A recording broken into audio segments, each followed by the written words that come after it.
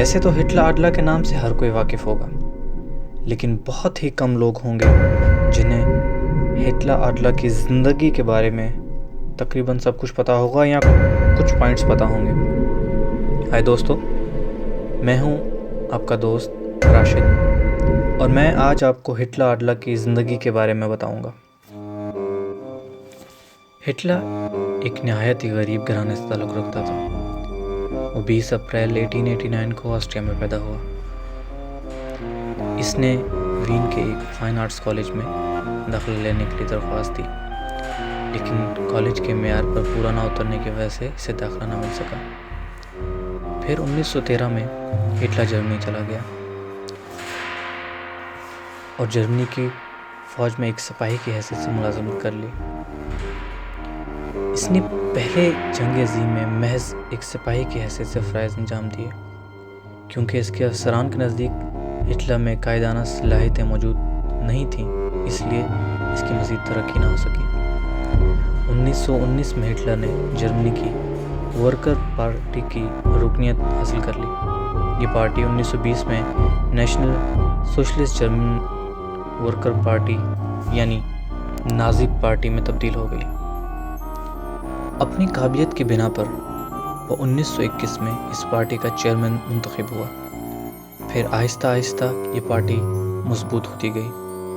1930 میں جرمن کی دوسری بڑی پارٹی بن گئی۔ پھر 1933 کے الیکشن میں نازی پارٹی اکثریت حاصل نہ کر سکی، لیکن سب سے بڑی پارٹی ہونے کے ناطے صدر نے ہٹلر کو حکومت تشکیل دینے کی دعوت دی۔ ہٹلر ملک کے اعلیٰ ترین عہدے یعنی چانسلر تک رسائی حاصل کر گیا۔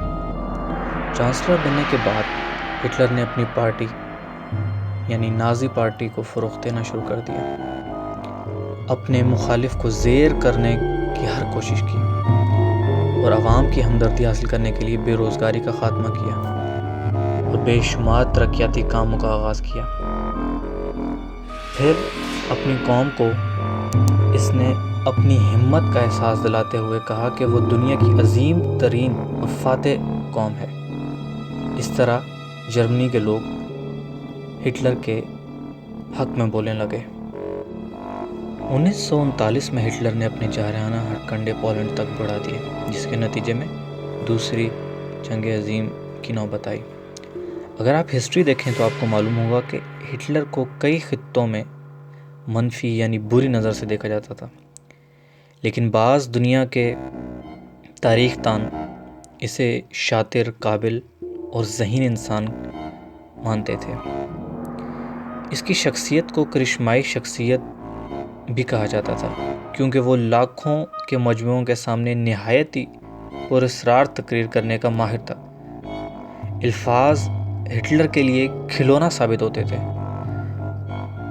اور انداز بیاں اتنا دلچسپ اور سحر انگیز ہوتا تھا کہ تمام لوگ محصور ہو کر رہ جاتے تھے۔ ہٹلر کی مقبولیت کی بنیاد اس کی پارٹی کا منشور اور اس کے نظریات تھے۔ پھر آگے چل کر انہی نظریات کی بنا پر جرمنی کے 2 ٹکڑے ہوئے۔ پھر دنیا ہٹلر کو بدترین شخصیت کہنے پہ مجبور ہو گئی اور آج تک اس کا نام دنیا کے بدترین شخصیتوں میں شمار ہوتا ہے۔ آج جس طرح مسلمان یزید کے نام کو ایک گالی یا ایک لعنت کے نام سے سمجھتے ہیں، اسی طرح یورپ کے لوگ ہٹلر کو شدید نفرت کی نگاہ سے دیکھتے ہیں۔ یہودیوں کا کہنا ہے کہ ہٹلر نے جرمنی اور پولینڈ میں تقریباً 60 لاکھ یہودیوں کا خون کیا اور اسی نسل کو یہودی ہولوکاسٹ کے نام سے یاد کرتے ہیں۔ دوسری جنگ عظیم کے آخر میں 30 اپریل 1945 کو ہٹلر نے برلن میں اپنی جان بچانے کے لیے ایک انڈر گراؤنڈ جگہ پہ پناہ لی اور نئی نویلی دلہن ایون براؤن کو شریک حیات بنایا، لیکن چند نامعلوم وجوہات کی بنا پر اس نے اپنی بیوی کے ساتھ 30 اپریل 1945 کو خودکشی کر لی۔ امید کرتا ہوں دوستو کہ آپ کو آج کی سٹوری پسند آئی ہوگی۔ سٹوری پسند آئی ہو تو دوستو لائک ضرور کیجیے گا اور سبسکرائب ضرور کیجیے گا تاکہ آپ ہماری نئی آنے والی ہر ویڈیو کو فوراً سے دیکھ سکیں۔